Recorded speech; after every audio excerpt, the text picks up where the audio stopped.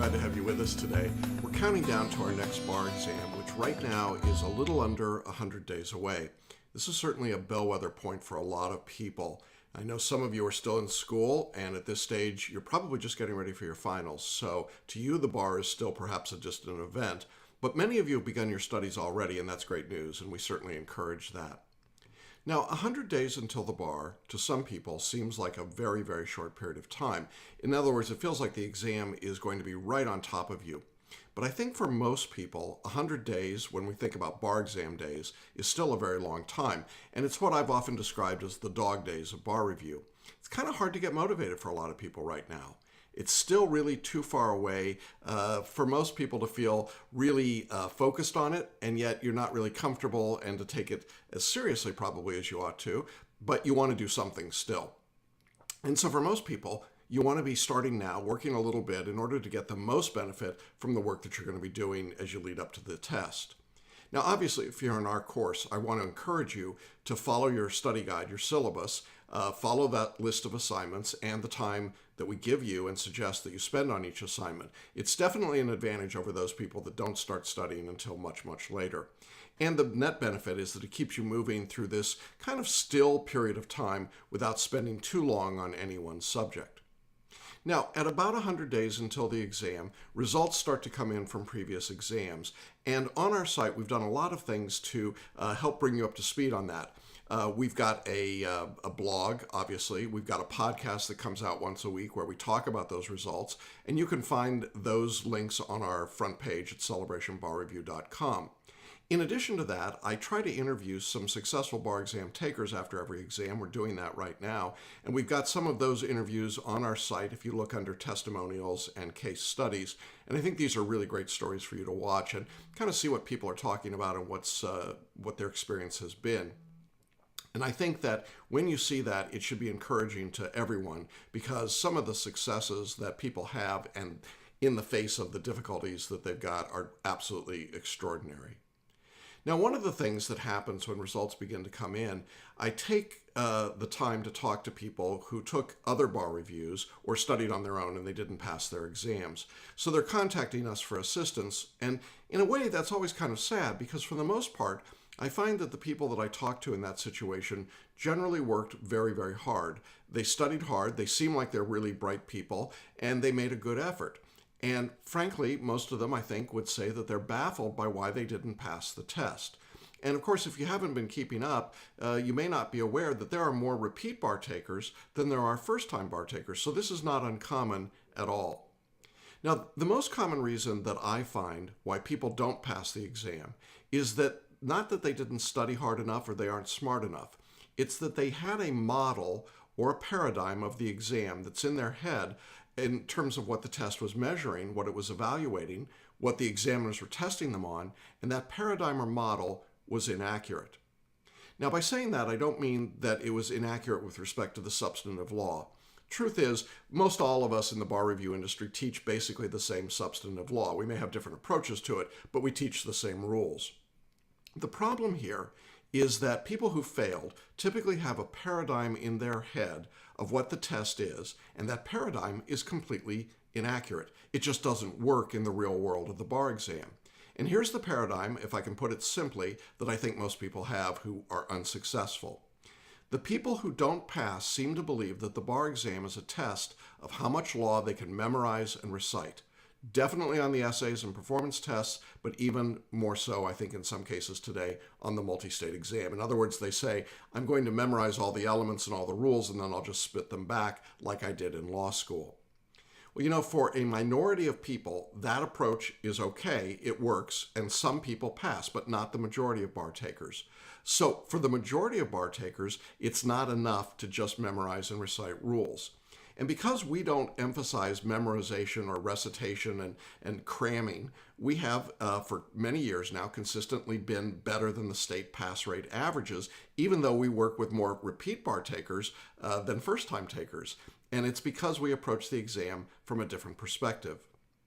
Now, to try and illustrate that for you in maybe a more practical way, I want to use a somewhat embarrassing personal circumstance just to show how you can get locked into a certain way of thinking and then lose sight on some other plausible explanations that are quite rational and that could turn out to be true. So here's my situation. I've been married to a very wise, lovely woman for now over 40 years. She's very, very smart. She's very talented. She actually runs our business administratively, as well as handling the household and doing a whole lot of other things that keep her very busy. And that's why, if you're in our course, you rarely see or hear from her, because she's doing all the things that make it possible for me to get in front of the camera and do stuff like this. In any event, for many years, I had noticed, but never commented until recently, I had noticed that whenever the toilet paper was getting down near the end, she would put out a new roll of toilet paper in the bathroom, but never changed the old roll. Now, I've assumed, as all good husbands do over a long period of time, to just keep my mouth shut. And even though I kept my mouth shut, it didn't mean I wasn't thinking about it periodically, and I've built my own plausible set of reasons for why this behavior of hers occurs. Because you have to understand, my wife is a very rational person, and I can't imagine why in the world she wouldn't change toilet paper rolls. I've discovered and thought in my own mind, well, it's probably because she doesn't want to chip her nails, or she doesn't want to deal with that crazy device that pops out at you, from the toilet paper holder or whatever. And therefore, she's just being nice by putting out the next toilet paper roll. And it's her way of telling me, as longtime married couples tend to do, without the use of words, use your words, right, to change the toilet paper. Now, I have taken that approach for years and years and years. Perhaps some of you can relate to this. And I had quite innocently assumed that that's what was going on, and it wasn't really worth commenting on. It was pretty trivial. I'm not sure exactly what it was that caused us to have the conversation one day, but somehow I guess I walked into the bathroom, saw the toilet paper roll, saw the new one right next to the old one, and started to put it on the holder. And I think I said something to myself, thinking I was actually talking to myself, but probably speaking out loud. And I said, why does she never change this? And my wife overheard me. And she stopped and she said, "Excuse me, what did you just say?" And, I was trapped.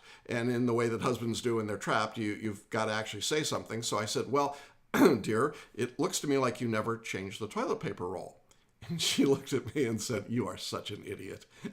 I don't change the toilet paper because there's still paper on the roll. I use it all the way to the end, and I put out the new roll so that no one will be inconvenienced. I change plenty of toilet paper rolls, and you just don't notice." Well, it's kind of hard to admit it, certainly in public, but I had to admit she was right. I had this totally incorrect perception of why something was happening, and I believed it. I worked completely in conjunction with that belief. My behavior, everything I did with respect to the toilet paper and the roll was built on the assumption that what was happening was this idea that she just didn't want to change it. But in fact, that wasn't what was happening at all. Now, once my wife explained to me what she was doing, it of course made perfect sense, and I apologized profusely and tried to extricate myself from the mess I had made. But you understand how that goes. What I realized was that she doesn't like to waste anything. Toilet paper wouldn't be different than anything else. It made perfect sense. All right. My point is that in the bar review, that people get similar, weird, misguided notions about what's going on, and then, like me, they act in accordance with those beliefs. So one of the big misbeliefs is I've got to learn everything to pass. And in order to learn everything, I have to memorize everything because that's how you learn. But let me just ask, if that were not correct, if it were not true that you don't have to learn everything and you don't have to memorize to learn anything, would it change the way you'd study? Now, if you honestly think about that question, the only way you could answer would be to say, absolutely it would. If that were true, I would do everything completely differently. Well, one of the big tasks that we're faced with in our course is getting people who've signed up with us and who are in the course to begin to refocus and change their paradigm, to change their framing of the exam, to understand that that, in fact, is really what's going on. Now, if you've been in our webinar where we talk about how to make the next bar exam your last bar exam, I spend a good deal of time talking about this particular subject. But if you haven't seen it, I'll just say this, that when you start to rethink the way that your paradigm is set up, it changes everything. You see, If you begin to think about what the test and studying for the test would mean from the standpoint of the examiner, I think the question you would say is, what do I want to know about a potential applicant? Would my primary criteria be how well this applicant can memorize and recite the law? Doesn't seem likely. Or would it rather be, how well can this applicant use the law or make arguments? How well can they identify distinguishing characteristics of certain principles of law? How well can they solve problems? Isn't that really the task of lawyers today, and not just being robotic in memorizing and reciting? And I think if you answer that question the way that the obvious evidence would lead you to, plausibly and realistically, you would say, wow, that's completely different. So why am I spending my time making flashcards and creating outlines and doing all sorts of things to memorize if that's not really the skill that's being tested? So my message to you as we head into this 100-day mark until the bar exam is to re-examine your assumptions this week. If your assumptions have not been productive for you up to this point, then please rethink them. Consider them from a new point of view. Now, if this is your first time taking the bar, or perhaps you're someone who took the bar many, many years ago and you're trying to remember what your assumptions were back then start with a fresh sheet of paper or a fresh roll of toilet paper and rethink what it is that's going on in the test. I assure you that when you do that, it'll change the way you study and it will change it for the better. Well, I hope that's helpful to you. I encourage all of you to rethink those assumptions, go back at it, and see if you can come up with a different approach. And if you want to know more about our approach, just check the page below here and click to find out more. All of you, I hope you have a great week of study. And for everybody, don't forget to change the toilet paper when the roll runs out. We'll be back again next week. Take care for now. Bye-bye.